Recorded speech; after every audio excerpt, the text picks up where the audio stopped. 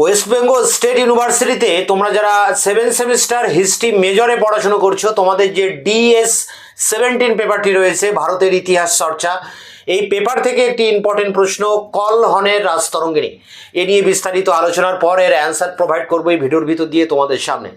এই প্রশ্নটি আরও কয়েকটি ইউনিভার্সিটির ছাত্রছাত্রীদের খুবই কিন্তু প্রয়োজন রয়েছে 2026-এর সাজেশন অনুযায়ী। দেখো এখানে বোর্ডে কি লেখা আছে, বিদ্যাসাগর ইউনিভার্সিটিতে 7 সেমিস্টার মেজর 14 এই পেপারে কিন্তু এই কলহনের রাজতরঙ্গিনী রয়েছে। আবার বর্ধমান ইউনিভার্সিটিতে 7 সেমিস্টারে যারা পড়ছো মেজর 11 নম্বর পেপারও রয়েছে। নেতাজি সুভাষ ওপেন ইউনিভার্সিটিতে যারা পিজি কোর্সে পড়াশোনা করছো 1st সেমিস্টারে, এবং 4th পেপার যেটি রয়েছে পিজি হিস্ট্রি 4, এই পেপারও রয়েছে কলহনের রাজতরঙ্গিনী। তা কলহনের রাজতরঙ্গিনী খুবই ইম্পর্টেন্ট একটা টপিক, এটা আমাদেরকে পড়তে হয়, কিন্তু এ সম্পর্কে ঠিকঠাক কোনো যে প্রপার নোটস বা কোনো রকম তথ্য কিন্তু আমরা বিভিন্ন বইতে পাই না। তা এর উপরে একেবারে কোয়ালিটির যে অ্যান্সার, স্ট্যান্ডার্ড কোয়ালিটির, টপ কোয়ালিটির অ্যান্সার কিন্তু আমি এই ভিডিওর মধ্য দিয়ে তোমাদের সামনে নিয়ে আসবো। কলহনের রাজতরঙ্গিনী। তা কলহন ছিলেন কাশ্মীরের একজন ব্রাহ্মণ পণ্ডিত, আর এনার বাবার নাম ছিল চম্পক। তাই চম্পক সেই সময় কাশ্মীরের যে লোহার বংশ ছিল, সেই লোহার বংশের রাজবাড়িতে তিনি চাকরি করতেন। সেই কর্মসূত্রে তার পুত্র এই কলহন তিনিও রাজবাড়িতে যাতায়াত করতেন, এবং একটা সময় লোহার বংশের রাজা জয় সিংয়ের রাজত্বকালে 1149 থেকে 50 সালে কলহন লিখেছিলেন রাজতরঙ্গিনী।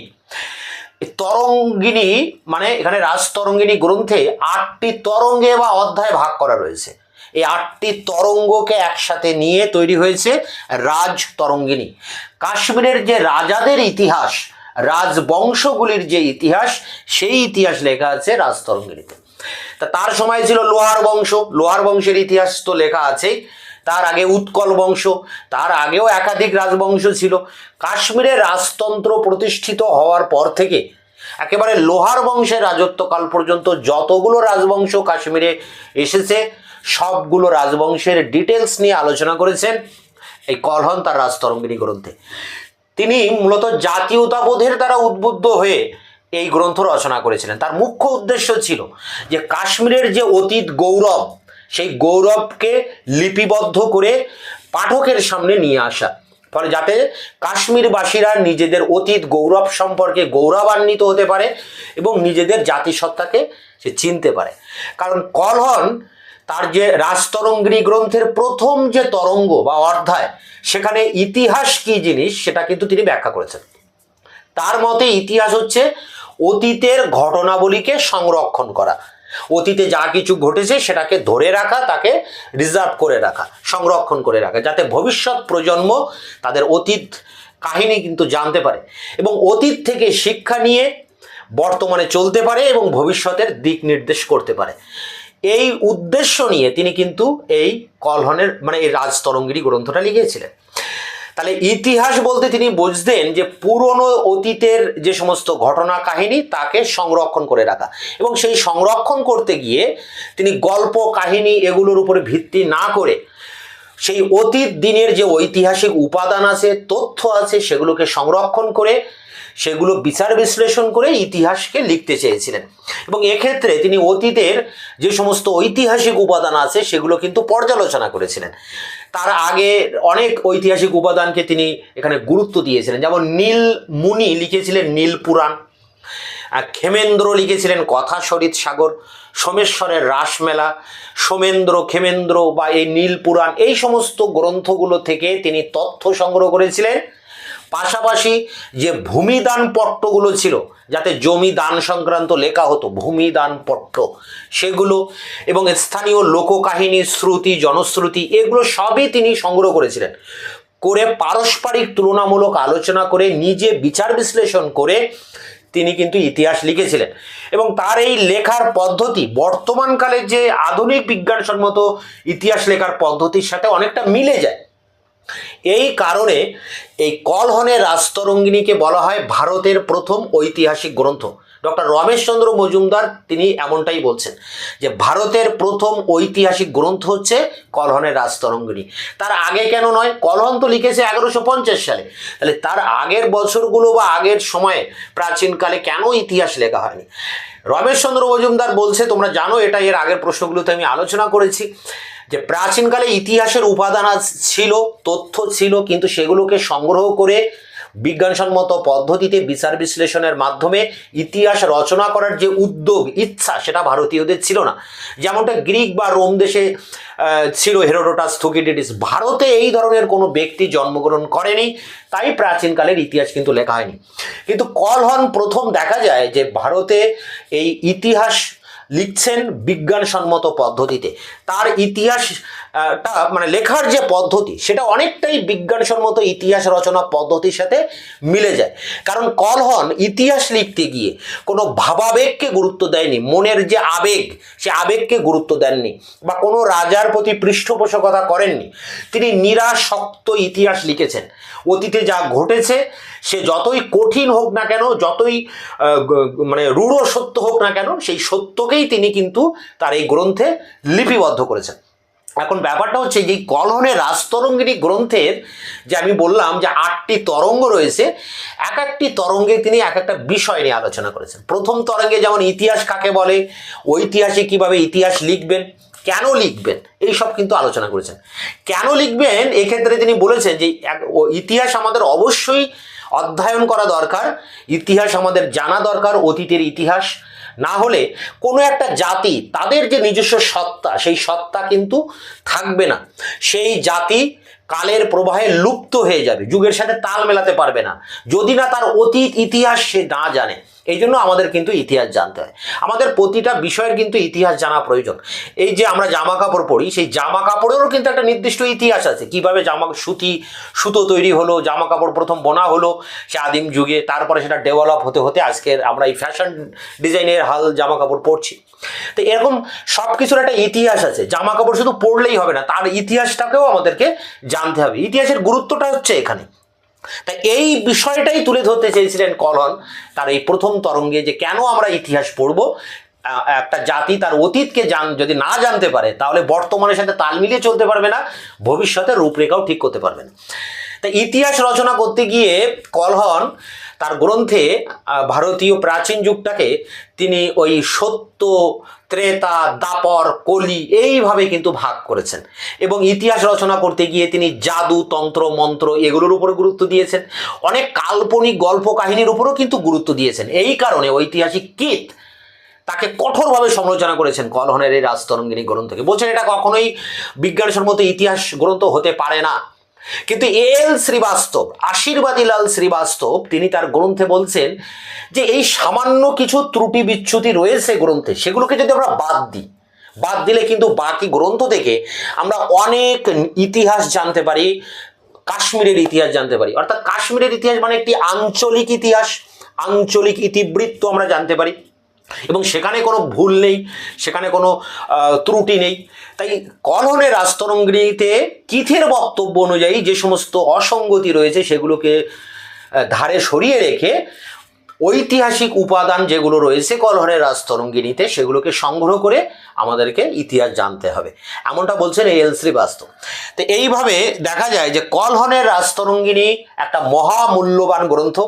এই গ্রন্থের মধ্য দিয়ে ভারতে প্রথম বিজ্ঞানসম্মত ইতিহাস লেখা শুরু হয়, এবং ভারতের ইতিহাস লেখার যে চর্চা সেটা এক ধাপে অনেকটাই উন্নত করা হয় এই গ্রন্থের মধ্য দিয়ে।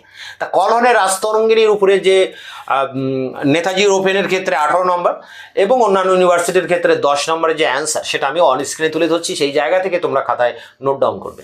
কলহনস রাজতরঙ্গিনী প্রাচীন ভারতের ইতিহাস বলতে বোঝাতো চতুর্বর্গ সাধন সংক্রান্ত পূর্ববৃত্ত কথাযুক্ত শাস্ত্র।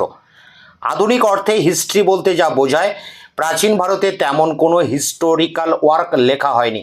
কিন্তু এক্ষেত্রে কলহনের রাজতরঙ্গিনী এক বিরল ব্যতিক্রম। এই কারণেই রমেশচন্দ্র মজুমদার লিখেছেন, রাজতরঙ্গিনী হল the only work in ancient Indian literature that may be regarded as an ancient historical text in its true sense. Rajatarangini হলো কাশ্মীরের রাজবংশমালার ইতিহাস, অর্থাৎ তা হলো এক আঞ্চলিক ইতিবৃত্ত। কাশ্মীরে রাজতন্ত্রী শাসনের সূচনাকাল থেকে শুরু করে কলহনের সমকাল তথা দ্বাদশ শতকের প্রথমার্ধ পর্যন্ত এক বহু বিস্তৃত কালপর্বের রাজবংশগুলির ইতিহাস গ্রন্থটিতে বিবৃত হয়েছে। প্যারা করে, কলহন ব্রাহ্মণ পণ্ডিত রাজসভাসদ পিতা চম্পকের সূত্রে তিনি কাশ্মীরের লোহার রাজসভা এবং অতীতকালের কাশ্মীরি রাজবংশগুলির ইতিবৃত্তের সাথে পরিচিত হন। কাশ্মীরি রাজনীতির ভাঙাগড়া, সিংহাসন কেন্দ্রিক নির্মম সংঘাত এবং কুটিল ক্রূর রাজনীতির বিচিত্র প্রয়োগ লক্ষ্য করে কলহন কাশ্মীরের রাজনৈতিক ইতিহাস সম্পর্কে কৌতূহলী হয়ে ওঠেন, আর তার এই কৌতূহলের ফলশ্রুতিতে লোহার রাজ জয়সিংহের রাজত্বকালে রাজতরঙ্গিনী রচনা করেন 1149 থেকে 50 খ্রিস্টাব্দ।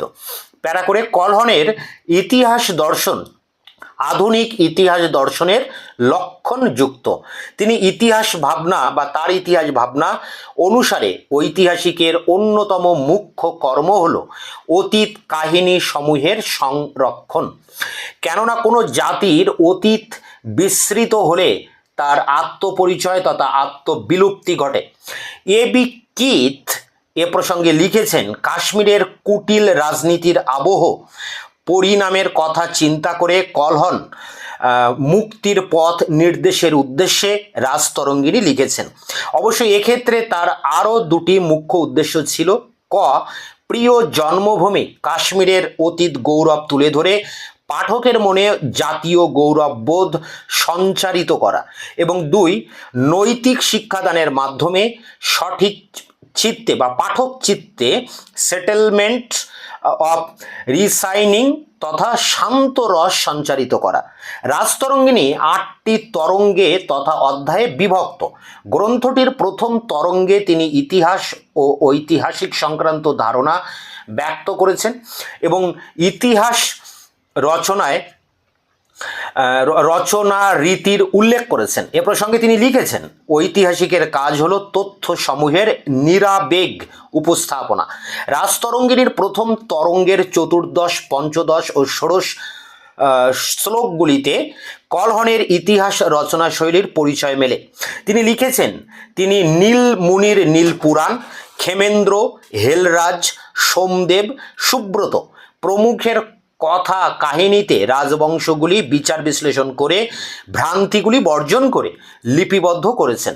এছাড়া ঐতিহাসিক উপাদান হিসেবে তিনি ভূমিদানপত্র, সামাজিক রীতিনীতি, লোকশ্রুতি ইত্যাদি থেকে তথ্য সংগ্রহ করেছেন। প্যারা করে দেখো, রাজতরঙ্গিনী এক বিশেষ ইতিহাস গ্রন্থ, তবে কিথ প্রমুখ পণ্ডিতগণ গ্রন্থটিকে নানাভাবে সমালোচিত করেছেন। ক, খ, গ 3টি সমালোচনা। ক, রাজতরঙ্গিনীতে কলহন পৌরাণিক যুগ বিভাজন সত্য, ত্রেতা, দাপর, কলি করতে গিয়ে ইতিহাসের কালপ্রবাহের সীমাহীনতাকে অস্বীকার করেছেন। খ, কলহন ঐতিহাসিক ঘটনার কারণ ও পরিণতি নির্দেশ প্রসঙ্গে নিয়তি, জাদুতন্ত্রের ও ডাইনি তন্ত্রের প্রভাবের উল্লেখ করেছেন। গ, রাজতরঙ্গিনীর প্রথম 3 তরঙ্গে বহু অনৈতিহাসিক চরিত্র এবং অবিশ্বাস্য ও অলৌকিক বহু উপকথা স্থান পেয়েছে।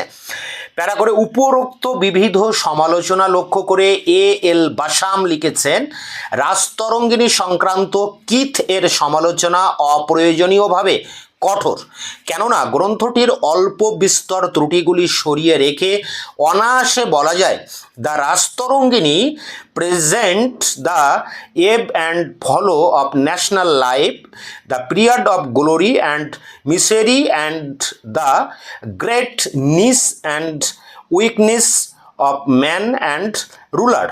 সুতরাং বলা যায়, প্রাচীন ভারতের ইতিহাস চর্চা রাজতরঙ্গিনীর মধ্য দিয়ে এক বিশেষ উচ্চ সীমায় উন্নীত হয়েছিল।